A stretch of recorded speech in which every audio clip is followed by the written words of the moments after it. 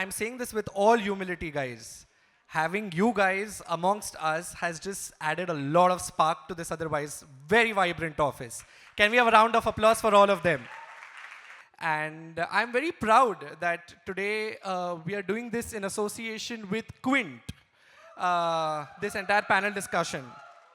And I think there are synergies, honestly, between Quint and WRM. I think Quint is known for doing path-breaking stories, and WRM is known to do trend-setting work. So that makes the two of us. Thank you very much. Over to you, Swati. Thank you. Hi guys, thank you so much for joining us. And firstly, I would like to thank WRM for putting this together and having, experts like these guys right here to talk about something so important. Before we delve deep into this conversation, and I really genuinely do want to learn a lot more about it because I'm sitting across here wanting to learn more than wanting to talk about it. I have to say one thing. When I walked in this afternoon at about 3 into this office, I had this really dull energy about myself and I was so tired. I was like, oh my God, I have to go so far. I walked in and this office kind of has this energy that just took over me, like this young, vibrant energy. And I have to say that you guys are not only making me feel like this alive, but also very old. Okay? But yeah, thank you for being here, you guys. Okay, so we're going to start with the first question, of course. What, according to you, is pinkwashing? Pinkwashing is lip service, largely, or optics, if I may make it very basic and simple. It lacks depth in terms of commitment to whatever gender or sexuality conversation that's being done. And all sexuality conversation is gender conversation. So in case somebody only wants to talk about queer lives and does not want to talk about women and intersectionality and everything, definitely pinkwashing. There are lots of these little knickknacks that will give people out in terms of if they are just seasonal in their commitment, if they don't do that regularly, and if it is, the cultural iceberg, whatever is visible on the surface and not a value that is, or belief system that's driving it. So that will be pinkwashing. Ghazal, would you like to hear? Yeah, I just wanted to add something to what you just said. There's a very, very famous quote in the LGBTQIA community that none of us are free till all of us are free. So like that is, if that is not being like, if we are not talking about women and we're just like, all about Pride Month and everything, it's pinkwashing. That's what like I... But yeah, it's pretty straightforward and it's been done, if not pinkwashing, like something similar in US, it's whitewashing and stuff where white actors are playing, diverse role and stuff. So I think it's a very human condition. And now since LGBTQ topic is mainstream, businesses, especially capitalism businesses, they're trying to capitalize on it. Yeah, I just want to say that pinkwashing for me is like just ticking a box, that, I mean, most corporates we have seen that they wake up only in June month, that and they should know, everyone should know that when queer people are queer every day, not only in the month of June.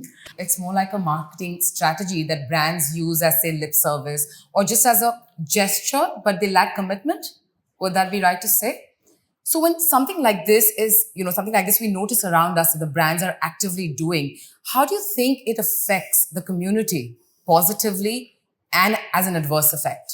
Person like me will think that if I had to take positive, at least they are doing it not that time, If not at all, they are doing it because there are so many corporates, they will come and say that we are doing it for the first time. Will you do it, So some people will straight away say no, and some people will say, okay, at least they are starting, So it's like positive and, adverse effect. That's what I feel. Initiation to talk about it. Yeah. Definitely think like, especially looking at positives, whatever the end result is, and I haven't been in India for a long time. So for me, it's like, I'm like, oh, wow, India is pretty cool with LGBTQ and stuff and all that. So it's all new for me. And also I think like like most things that we are used to now, most of them, they start with like something being on the edge and stuff. And just people seeing them, even if they don't know what it is, just seeing a billboard with a queer person or, just LGBTQ, people getting used to these things. And before you know, they stop being against it. So positive side, I think that's a really, really good thing that some of the biggest like Geo, Netflix, all those, they're like very positive for whatever the reason. It could be for their bottom line, but just the fact that they're doing this, I think it's really, really good for the long term. Visibility is very important for the community for sure. It's like if 5 years ago I saw some flag or something, it will make me feel like, oh my God, I am being represented. And that's good. I am not saying that don't do that. Please do that. That's amazing.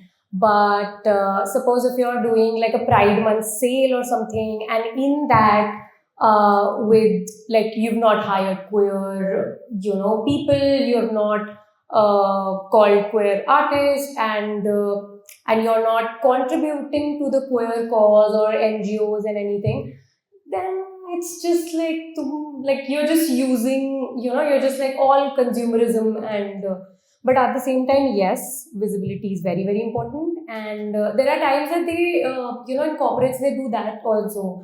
Like I have been the diversity hire a lot of times in a lot of rooms, and it's like a room full of old men, and I am there. So yeah, it does happen. It has both positives and negatives. One positive is that I did get hired. The negative is that people are not very accustomed to a person like me, and they will a lot of times that the weeding out happens. It's very subtle. It's very bahut, like it's very, very subtle. But yeah, I have left those jobs because I was like, oh, thank you for this, but I cannot survive in this because I cannot survive with your subtle, pyara pyara homophobic jokes. So yeah. That's fun. Yeah. Absolutely. If I speak about the real accommodation or reasonable accommodation that a trans person needs, and for a corporate for them to understand, if I say that, hey, just like you look at your policies for childbirth, maternity, etc., there's pre, during, post, because there is a physical accommodation, there is a certain phase-wise capability, etc. So here the cycles might be longer, but are you ready to accommodate? Have you prepped your system? Do you even go there and think about it? 99% of the times it's not. There are maybe 400 odd corporate across India. Most of us exchange notes and do all of this actively, but rest of them, it'll just be a photo op largely. It'll be about using younger, vibrant, different lives to forward your agenda or to forward a certain kind of attention grabbing, strategy.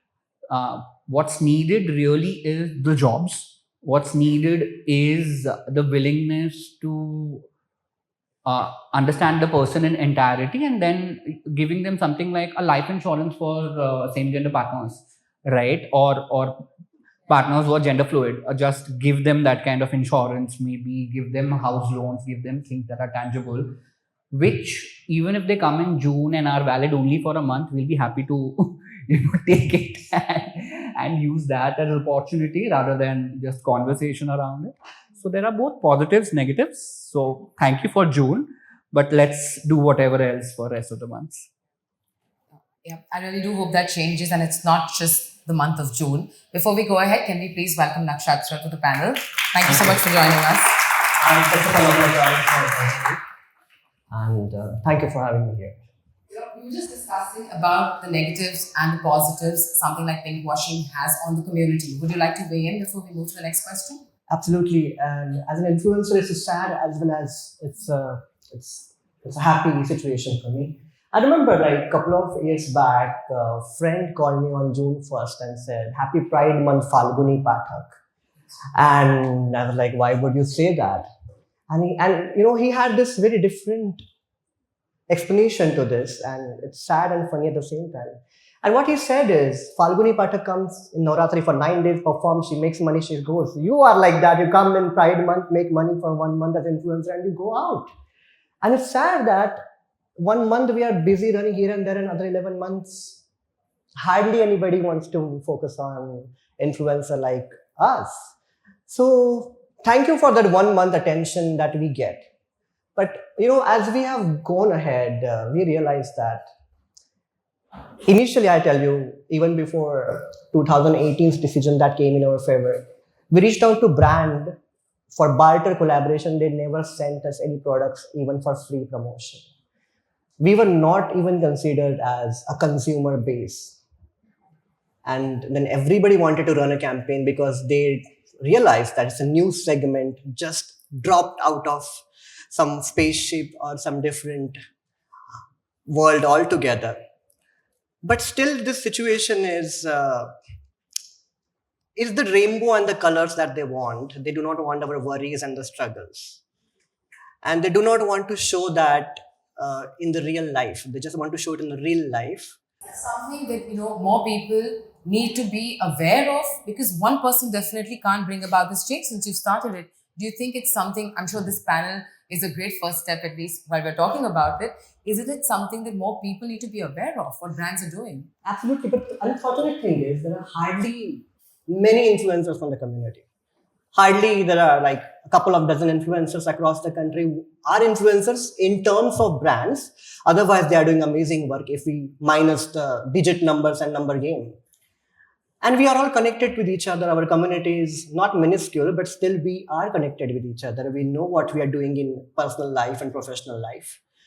So this is the trend, and we see how the work is going on. And I feel these corporates and companies, they have the database very clear. They know whom to approach every year. जैसे ही मैं आता है इन लोगों को message करना शुरू करना होता है. So now they know what our expectations, they know what are our demands. I mean, unfortunately, there are some brands who newly pop up like mushrooms. They suddenly realize कि yeah, इस साल Pride Month करना है. We have to sign Pride volunteers or influencers. And they literally come and bargain as if, and I say, this is not a machli market नहीं कि आप कि भैया धनिया के साथ कड़ी पत्ता free दो. It's kind of not the situation, but that's what is happening.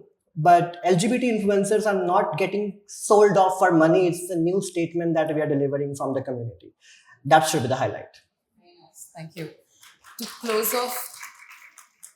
close off this question, something that you said, I'm not here for your homophobic jokes, and something that you mentioned, a friend called and said, I really do wish that more and more people are sensitized and aware and really taught and educated. That's where you come in, right?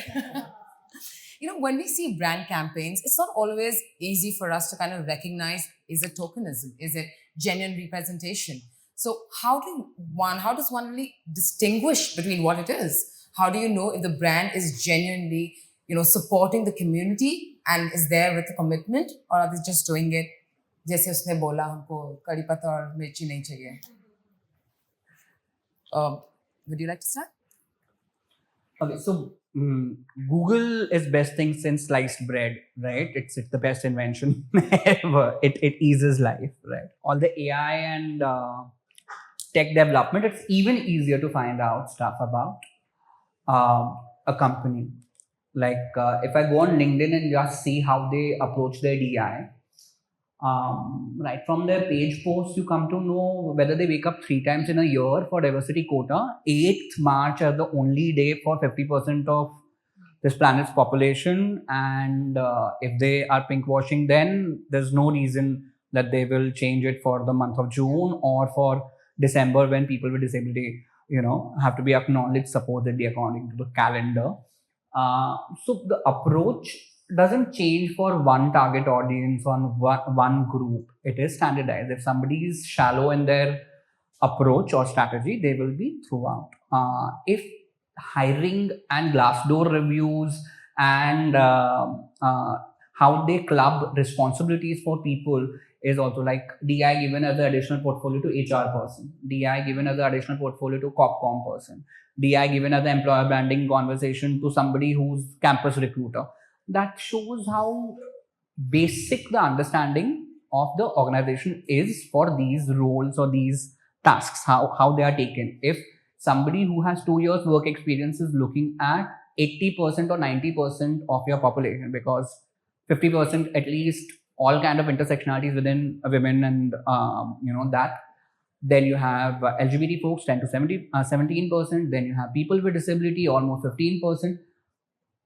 What is your DI quota in terms of representation? Who's taking care of it? If somebody senior is not looking at it seriously in terms of your procurement, seriously in terms of your client base, seriously in terms of your employees or whoever that you're outsourcing work to, tokenism. So lots of science there.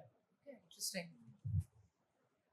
I will talk from my personal experience. Like I was talking about the diversity hire. I have been the queer writer a lot of times, the female writer a lot of times. And I feel like if those people had just put in a little bit of effort to, how companies have those policies, you'll know this better. Companies have these policies where they, keeping employees, what is it called? I'm so sorry. Retaining, yes. Yeah. So if they had, put in a little bit of effort in understanding people like me, I would have retained that job because I actually wanted to do that job in the first place. That's why I was there.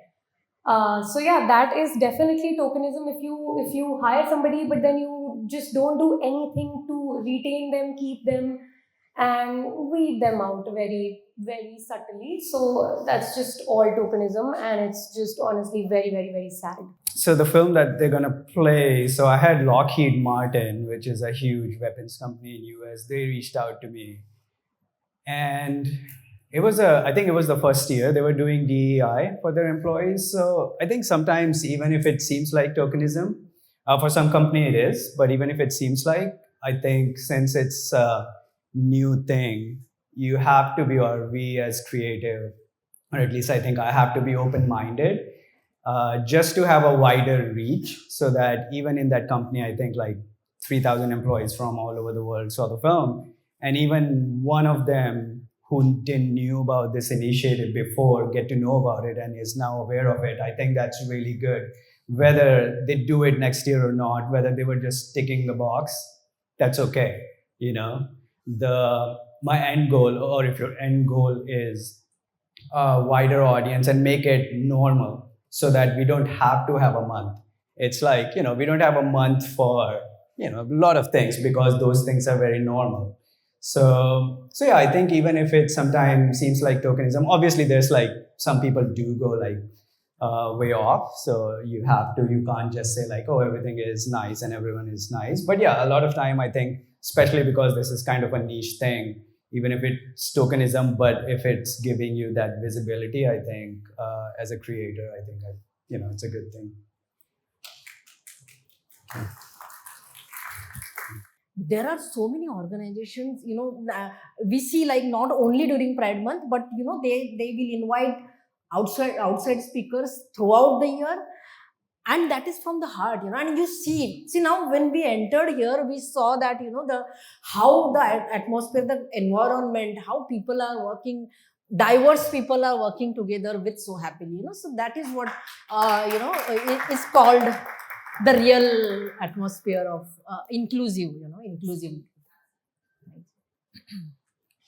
So it's all about the struggle that starts right away from the childhood and that goes on. And then you realize that now you're mature enough. This is the time where you have to peacefully work and go back to your life and live happily. And then you have to face this again. That's why it hurts the most. And that's why it bothers you the most.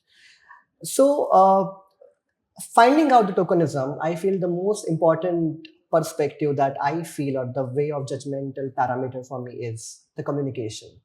When the brands or any corporates, when they invite us for as influencer or a speaker, some of them write with a lot of sympathy and they make us feel like, bichara, oh, I don't need it. I absolutely don't want that because I'm living happy life. I'm accepted at home. I understand the majority community is still struggling for this, but we do not need a special bichara or any VIP treatment. Just treat us like in absolutely. And then I feel, oh, there's the tokenism that they make me feel bad about myself and my struggle and my future and my rights. Then I do not wish to do that. If you treat me normally, I want to come and be part of you, your event, just like anyone among you. And that's how I judge anyone who come to me if I want to do that project or not. So that's the tokenism. And most of the time I realize this, if the company is a global company and globally they have to do the Pride March, so the Indian branches, they feel forced and pressurized just because international level pe bola gaya hai, no, you have to do it. And they don't understand it. So I feel really special when an Indian company, a homegrown company, they want to do the Pride Month. I most of the time I see that it's coming all from their heart and efforts because they really know what it is. It's not the Western concept, so-called, that's put upon them. What? Of course, we've heard about tokenism. We've heard about gender representation from you guys. What do you think? And I'm hoping a lot of brands do watch this because it's really the need of the hour.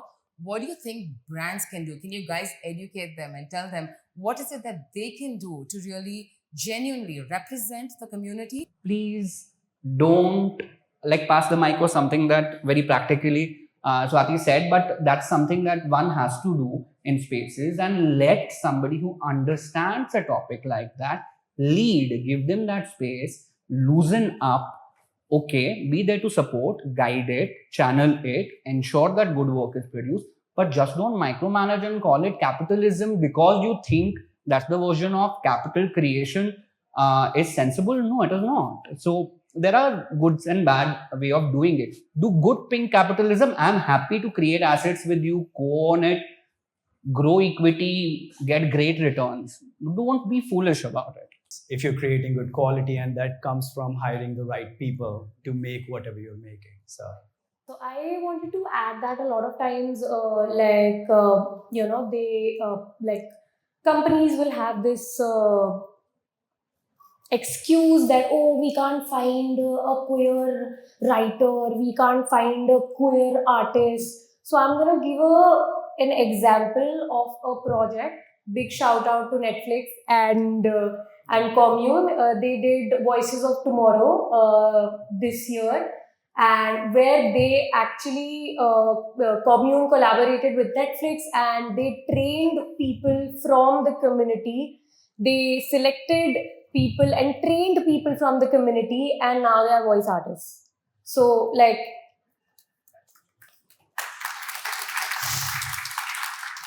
examples are there, that is the right way to do it. Now they are going to capitalize on those voice artists. Now they are going to do dubbing and everything. That's good capitalism. I absolutely agree with him with that. So that is, a case study. Please do something like that. I just want to say that to brands. So thankfully, there is this rise of LGBTQ brands. I don't know if I'll name them or not, but that's okay. And you'll see them, even if I don't name them, in the banners of the Pride festivals and the Pride marches, and they are there fighting the real battle for the community. And you shout out to them. Otherwise, these Pride marches, the events that we are doing, we used to do by putting our money from the pocket, and these people came ahead and said, do this, we empower you. Brand, I will come to the capitalism part. Capitalism is fine, but exploitation is not. So, and when I say this, I again come to this part of influencer.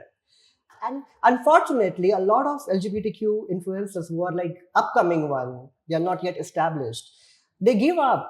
And these people wrap them up in nice words and letters and emails, and then they feel, oh, wow, we are invited and we are welcome here.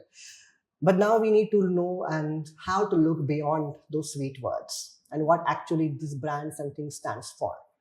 So I would finish my point saying that brands needs to go beyond stereotypes. Brand needs to go beyond the city representations of the LGBTQ community, because I would say this, we are fortunate enough, though we had our own struggle, but we were born in city or small town still, but we cannot imagine the situation of people who are living in village and small cities. It's very difficult for them to even accept themselves. And when a brand is showing a different representation, they are not able to relate. So be relatable, have the communication, and be inclusive, and stop the stereotypes. Thank you. One quick question I'd love for all of you to just weigh in quickly. We've of course spoken about tokenism in professional spaces, right? But is it something that you've also experienced in your personal space? If yes, how does an experience like this sort of shape your view on this? If anybody would like to weigh in on this. I guess you know how it's a meme and it's a term, gay best friend. You know, okay, oh, he'll tell me what fashion tips and he'll tell me what boys not to date and everything. The whole thing, that is very tokenism. That is like a great example, I think. I guess so. Like in school, I didn't come out in school, but when I actually came out, a lot of my schoolmates, especially a lot of women, were very uncomfortable by the fact that, like by me coming out. And they were like, oh my God, we have done sleepovers, Ghazal, oh my God. All of these things. And they're like, oh my God, we never thought that you look at us the way men do. And I was like, just broke my heart. I really thought that those were my best friends. But that was just something that it's still hurting here right now. I just want to share, when first time when someone asked me about Abhishek when he'll get married, oh, it's time now to get married. So I was like, that was the first time when other parents always said, no, oh, people asking. I experienced that first time. So, I was like,